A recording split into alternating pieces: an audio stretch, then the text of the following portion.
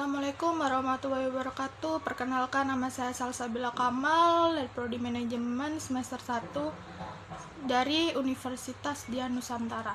Di sini saya akan berpresentasi untuk memenuhi tugas besar bahasa Indonesia yang berjudul Kedudukan dan Fungsi Bahasa Indonesia.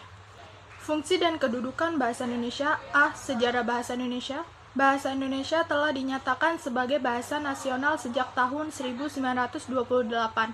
Saat itu bahasa Indonesia dinyatakan sebagai bahasa persatuan dan menggunakan bahasa Indonesia sebagai perekat bangsa serta menjadi bahasa pergaulan antar etnis yang mampu merekatkan suku-suku di Indonesia.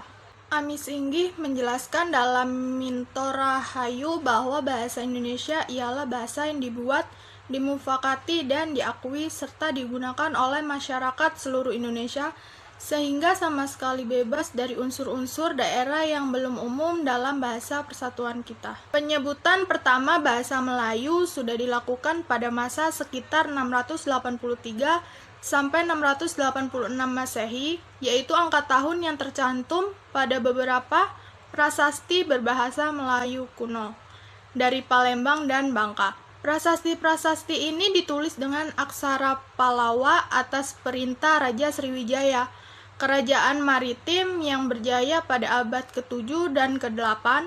Wangsa Shailendra juga meninggalkan beberapa prasasti Melayu kuno di Jawa Tengah.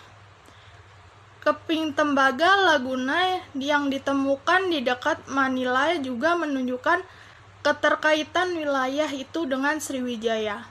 Awal penciptaan bahasa Indonesia sebagai jati diri bangsa bermula dari Sumpah Pemuda pada tanggal 28 Oktober 1928.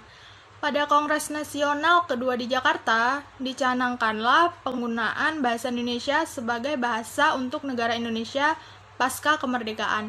Soekarno tidak memilih bahasanya sendiri, Jawa, yang merupakan bahasa mayoritas pada masa itu.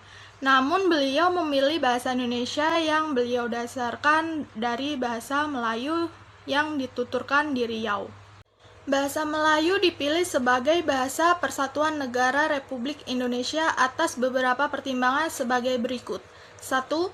Jika bahasa Jawa digunakan, suku-suku bangsa atau pulau lain di Republik Indonesia akan merasa dijajahi oleh suku Jawa yang merupakan puak mayoritas di Republik Indonesia. 2. Bahasa Jawa jauh lebih sukar dipelajari dibandingkan dengan bahasa Melayu Riau.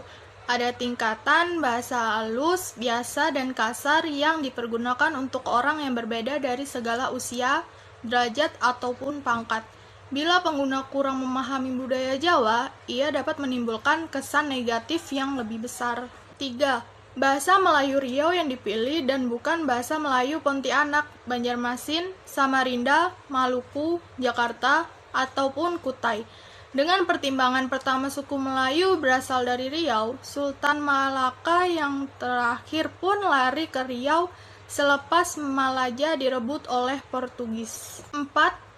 Pengguna bahasa Melayu bukan hanya terbatas di Republik Indonesia.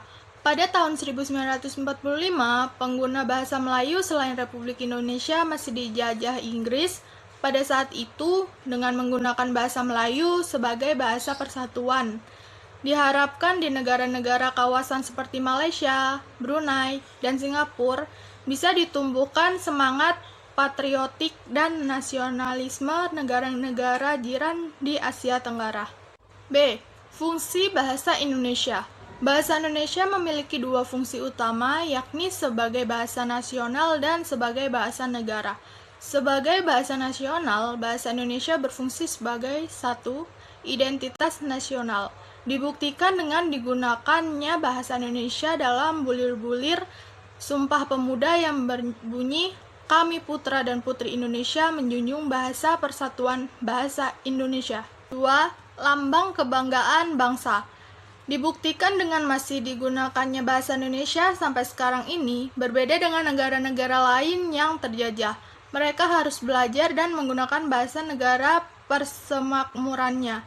Contohnya saja India, Malaysia, dan lain-lain yang harus bisa menggunakan bahasa Inggris. 3. Alat komunikasi dibuktikan dengan digunakannya bahasa Indonesia dalam berbagai macam media komunikasi, misalnya radio, koran, televisi, buku, dan lain-lain. 4. Alat pemersatu bangsa dibuktikan dengan digunakannya bahasa Indonesia sebagai alat pemersatu bangsa yang berbeda suku, agama, ras, adat istiadat, dan budaya.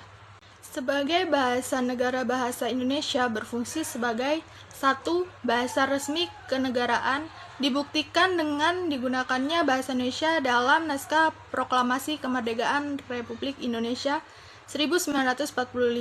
Mulai saat itu dipakailah bahasa Indonesia dalam segala upacara, peristiwa, dan kegiatan kenegaraan baik dalam bentuk lisan maupun tulisan. 2.